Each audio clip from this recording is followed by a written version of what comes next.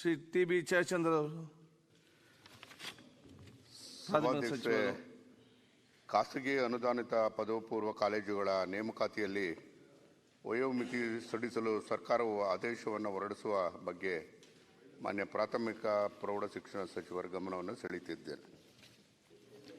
ಸಭಾಧ್ಯಕ್ಷರೇ, ಉತ್ತರ ಒದಗಿಸಿದ್ದೀವಿ ಸಭಾಧ್ಯಕ್ಷರೇ. ಓಕೆ.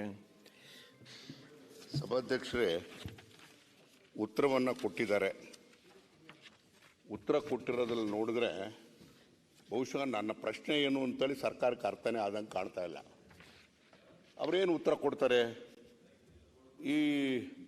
ಇದು ಡಿ ಪಿ ಆರ್ ಮೇಲೆ ಬೆಟ್ ತೋರ್ಸಕ್ಕಂಥ ಕೆಲಸವನ್ನು ಮಾಡಿದ್ದಾರೆ.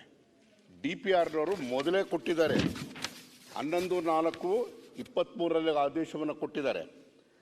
ಸರ್ಕಾರದ ಆದೇಶ ಏನಂತ ಇದೆ ಅಂದರೆ 3/6/23 ದಿನಾಂಕ 23/6 1 ವರ್ಷದ ಅವಧಿಯವರೆಗೆ ಮಾತ್ರ ಗರಿಷ್ಠ ವಯೋಮಿತಿಯನ್ನು 2 ವರ್ಷಗಳು ಸಡಿಲ ಮಾಡಲಾಗಿದೆ ಅಂತ ಅದು ಉತ್ತರ ಕೊಡ್ತಾರೆ. ಆದೇಶ ಹೊರಡಿಸಿರೋದು ಯಾವತ್ತು? 3/6/23. ಎಷ್ಟು ದಿವಸ ಸಿಕ್ತು ಅಂದರೆ ಕೇವಲ 20 ದಿವಸ ಮಾತ್ರ ಅವಕಾಶ ಸಿಕ್ತು. ಇವರು ನಾನು ಪ್ರಶ್ನೆ ಮಾಡಿರ್ತಕ್ಕಂಥದ್ದು, ನೀವು ಆದೇಶ ಮಾಡಿರ್ತಕ್ಕಂಥದ್ದು ತಪ್ಪಿದೆ ಅಂತೇಳಿ ಹೇಳಿದ್ರೆ ಅದ್ರ ತಿರುಗಿ ಡಿ ಪಿ ಆರ್ ಕಡೆ ಬೆಟ್ ತೋರಿಸ್ಬಿಟ್ಟು ಅವ್ರು ಹೇಳ್ದಂಗೆ ಮಾಡ್ತೀವಿ ಅಂತಾರೆ. ಏನು ಈ ಥರ ಬೇಜವಾಬ್ದಾರಿ ಉತ್ತರಗಳಾಗ್ತದೆ? ದಯಮಾಡಿ ನಾನು ಹೇಳ್ತೀನಿ, ಇದು ಮೊನ್ನೆ ದಿವಸ ಒಂದು ಸರ್ಕಾರಿ ಆದೇಶ ಮಾಡಿದ್ದಾರೆ. ಇಲ್ಲಿ ಗೆಸ್ಟೆಡ್ ಪ್ರೊಬೇಷನರ್ಸ್ ಅವರಿಗೆ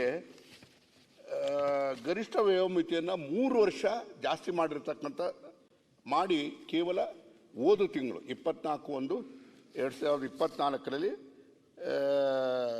ತೀರ್ಮಾನ ತಗೊಂಡಿದ್ದಾರೆ.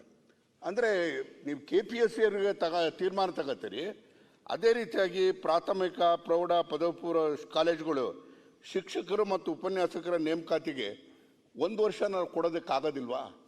ಒಂದು ಕಣ್ಣಿಗೆ ಬೆಣ್ಣೆ ಒಂದು ಕಣ್ಣಿಗೆ ಸುಣ್ಣ ಮಾಡೋಂಥ ಆದೇಶವನ್ನು ದಯಮಾಡಿ ಇದನ್ನು ವಾಪಸ್ ತಗೊಂಡು ಇದನ್ನು ಬೇರೆ ಉತ್ತರ ಕೊಡಿಸ್ತಕ್ಕಂಥದ್ದು ಸೂಕ್ತ. ಅಧ್ಯಕ್ಷ. ಓಕೆ. ಸಭಾಧ್ಯಕ್ಷರೇ, ಮೊನ್ನೆ ಜಯಚಂದ್ರ ಅವರು ಹೇಳಿರ್ತಕ್ಕಂಥದ್ದು ಸರಿಯಾಗಿದೆ. ಬೇರೆ ಇಲಾಖೆಯಲ್ಲಿ ಕೊಟ್ಟಿದ್ದಾರೆ 3 ವರ್ಷ, ಇಲ್ಲಿ ಕೊಟ್ಟಿಲ್ಲ. ಮತ್ತು ಪ್ರಸ್ತಾವನೆಗೆ ಸಿಬ್ಬಂದಿ ಮತ್ತು ಆಡಳಿತ ಸುಧಾರಣಾ ಇಲಾಖೆ ಅಭಿಪ್ರಾಯ ಕೋರಿ ಕಡತ ಸಲ್ಲಿಸಲಾಗಿದೆ. ಈ ಪ್ರಸ್ತಾವನೆ ಸಿಬ್ಬಂದಿ ಮತ್ತು ಆಡಳಿತ ಇಲಾಖೆ ಅಭಿಪ್ರಾಯ ಬಂದ ನಂತರ ಪ್ರಸ್ತಾವನೆ ಬಗ್ಗೆ ನಿಯಮಾನುಸಾರ ಪರಿಶೀಲಿಸಲಾಗುವುದು ಅಂತ ಹೇಳಿದ್ದಾರೆ. ಜಯಚಂದ್ರ ಅವರಿಗೆ ಈ ಉತ್ತರ ಸಮಾಧಾನ ಇಲ್ಲ.